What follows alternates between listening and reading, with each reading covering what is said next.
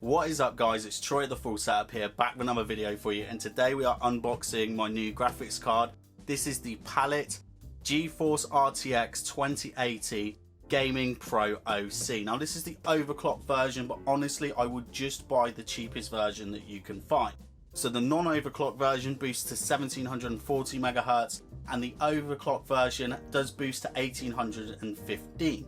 Now that might sound like a bit of a big difference, sort of 75 MHz, but you would easily be able to just adjust your slider either with the Palit software that they have or MSI Afterburner or whatever the software you decide to use, maybe if it's EVGA Precision as well. So just buy the cheapest. The overclocked version was cheaper, so that's the one that I was bought. Retails for about £700 at the moment, which is expensive when you compare it to something like a 1080 Ti, but I wanted to get an RTX graphics card for the channel. A few other things as well, over the next month as well, going to be benchmarking this with the i5-8400 and the Ryzen 2600. Going to be doing 3440 by 1440 ultra wide, 1440p, and I'm also going to do a bit of 4K as well, so make sure you come over. There's going to be loads of benchmarks, probably about 15 games in each of those benchmarks as well. So for the box, not really a lot. It says RTX 2080 on it, that's all I really care about. Now they recommend that you use a 650 watt power supply with this, and from what I've already read about, I think a 500 watt will be fine, as long as I think it's doing more than 40 amps on the 12 volt rail. But if you are overclocking the graphics card and your CPU, you'd probably, maybe I'd say look at a 550 or to a 650 power supply, because although a 500 watt will be fine, you're going to be to the point where it's not that, you know, efficient. Your power supply isn't as efficient, so yeah, maybe buy a little bit more, but honestly you'll be able to run this on a 500 watt fine. One test rig that I'm using is going to be using a 550 watt. So yeah, this definitely wasn't my first choice that I wanted, but you know, I didn't want to spend loads of money. Also maybe thought about water cooling it as well, so happy with a reference design. Got a backplate there, looks alright. As we know with the RTX 2080, this is an 8GB model. Got all this plastic on it here. Let's remove this. We don't want any of this, do we? This is the 8GB model. 2,944 CUDA cores. Got 8GB of GDDR6. Sorry if I say GDDR5. You know, I say 5 a lot on the channel. Sorry if I call it a GTX as well. I've really struggled with remembering that they're now called RTX. 256-bit memory bus. As you can see here, it's all in like a black and red design. You know, it's an NVIDIA card. Red maybe not for me. And then we have the GeForce RTX. So this bar here is the RGB. So it's not got loads of RGB, but it's added some on. And to control the RGB, you use the Palit Thundermaster software, which is okay. I've never been the biggest fan of it. What else have we got in here? Just a driver disc, but download the latest. And we got a manual as well. So shall we measure the card? So as you can see, we've got what look to be two 90mm fans. It's almost looking quite like the Founders Edition card. And now in length, it's not too big actually, 29 centimeters. So that's going to fit in most cases. It is only a dual PCI configuration, which with a lot of them that I've seen, they've already a bit thicker now. Let's just get some focus in there. So as you can see, we've got the heat fins. Fair, the red's not that bad actually. Then we have an 8 and 6 pin power connector as well. Now as for power draw on this, they're rating it at 215 watts power draw, but if you use the USB-C with it as well for a VR headset, they're saying up to 250. The backplate's nice, I do like that. GamingPro, I hate that they put loads of stickers on it. I know that they have to put loads of stickers on for serial numbers. PCIe 3.0. I don't know how many heat sinks it looks like we've got in here. So we've got 4, or is that 2 heat sinks that go all the way around? No, it does look like 4 copper heat sinks as well. So they're pretty chunky. How chunky are they? Looking like 8mm. 8mm heat sinks as well, slightly come off. This is like the standard reference PCB. I'll do you the measurement as well, point to point, if you're looking at like water blocks and universal water blocks. So it's 10 centimeters. Oh no, we're going to go on this one here, aren't we? So it's 8 centimeters there, 6 centimeters or 60mm there. That's the 58. So yeah, actually that universal water block that I've got should fit on it.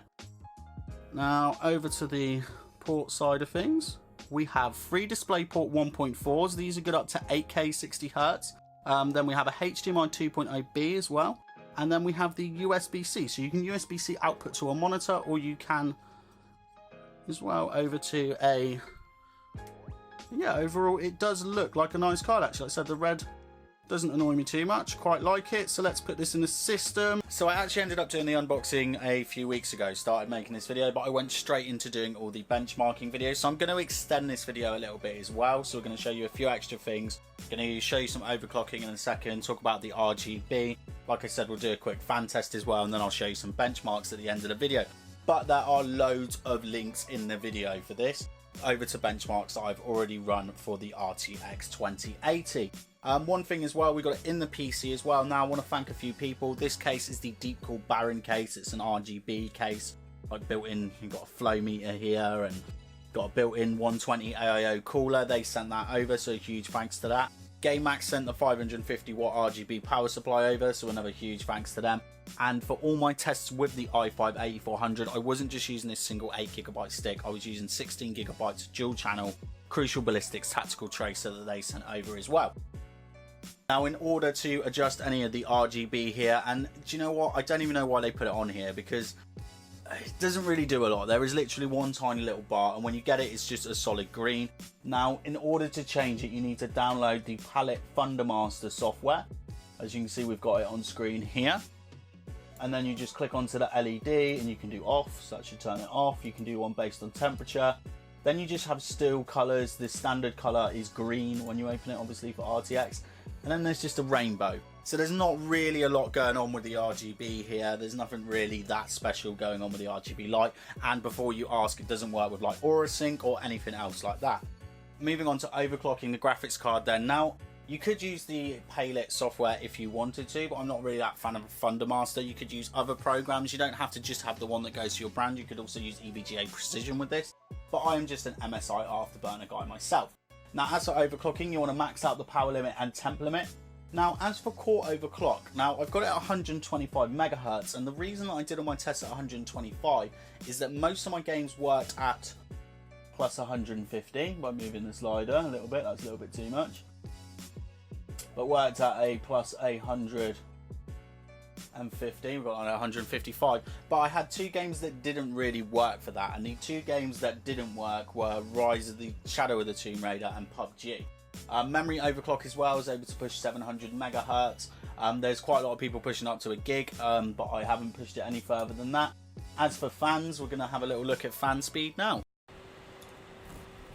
So we're just doing a quick fan test. Now this isn't the best sort of test, I've taken the glass off anyway, and I will have to get an SPD meter as well, a sound pressure sound meter for future videos, but we're actually at 75% right now, which is what I was using for the entirety of my benchmarks, and it's pretty quiet. So I'm going to bump it up a little bit. Now we're at 85%.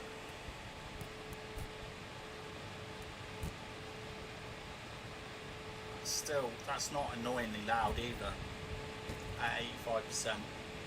Let's just bump it up to 100. Definitely some noise now. Put the panel on.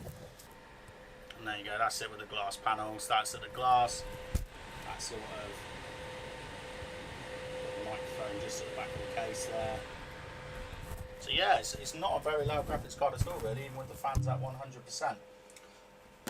Anyway, so that is the unboxing of my RTX 2080. Throwing some extras for you as well. We got it installed in a case, we had a little look at the fan speeds, did a little bit of overclocking, and I'm just going to finish this video up. I'm just going to put a few 2K 1440p benchmarks on the i5-8400. But I definitely recommend that you go and watch the extended video of that as well, because you're going to see a lot more games being benchmarked.